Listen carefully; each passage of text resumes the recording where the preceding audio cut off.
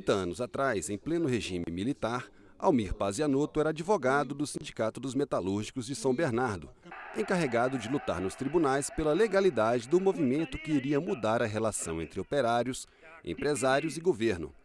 3 décadas depois, o líder das greves defendidas por ele na época virou presidente da República. Mas Pazianotto, depois de se tornar o primeiro-ministro do Trabalho da volta da democracia, não viu qualquer avanço no mundo sindical. As centrais sindicais brasileiras deveriam levantar alguns monumentos em homenagem. O primeiro, um monumento, um grande busto de Benito Mussolini, na frente de alguma central, em praça pública, porque foi ele que criou esse modelo corporativo fascista. Um grande busto, uma grande bandeira, um grande obelisco, em homenagem ao imposto sindical. Porque sem o imposto sindical, eles desapareceriam. A meu ver, há uma relação de troca.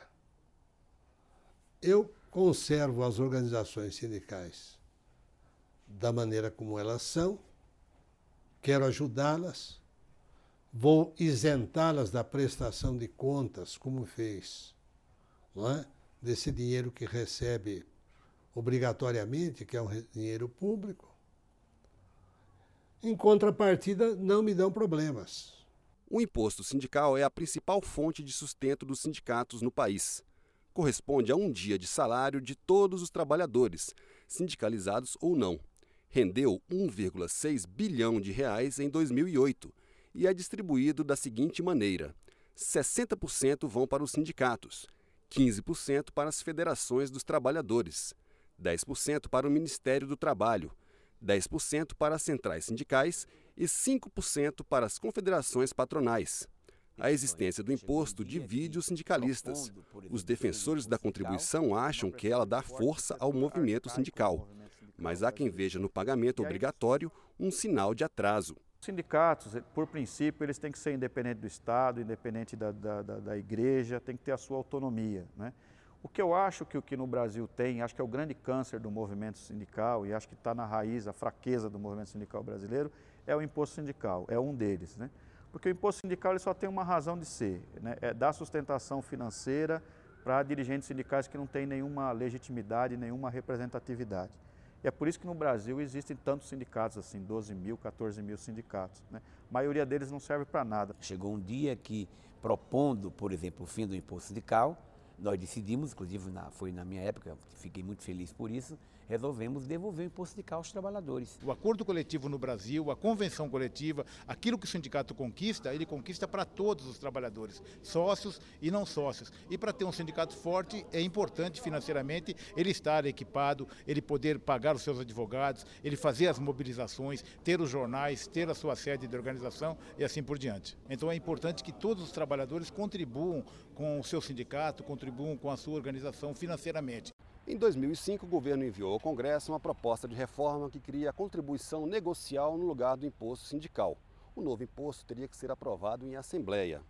Além da contribuição negocial, a proposta permite a representação sindical nos locais de trabalho, a negociação coletiva para os servidores da administração pública, acaba com a unicidade sindical e prevê que divergências serão resolvidas com a arbitragem.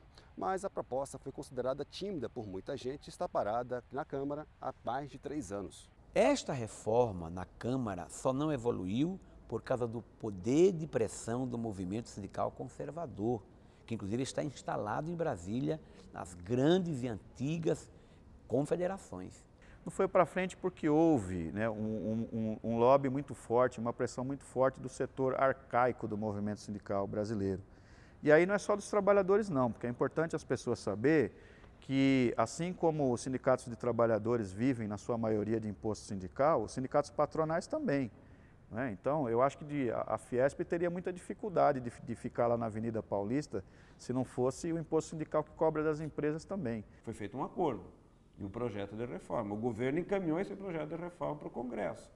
Não anda no Congresso, mas o governo encaminhou para o Congresso aquilo que foi resultado da negociação. A parte do financiamento, ele propõe uma contribuição compulsória ainda, compulsória, mas ela é compulsória na medida em que a base aprova o seu valor, portanto não é um valor fixo, é um valor que tem um teto e o sindicato, através da Assembleia, aprova o recolhimento ou não, e esse recolhimento está vinculado à realização da negociação. Ou seja, um sindicato que não negocia, que não fecha acordo, que não tem convenção coletiva, não tem direito à arrecadação dessa contribuição.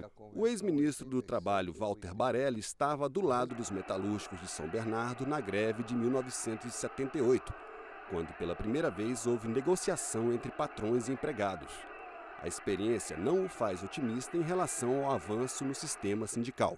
O Lula ele deixou para o segundo ano a chamada reforma sindical. Chegou no Congresso e chegou com vaias do movimento sindical, que não era bem o que se queria. E aí se esqueceu.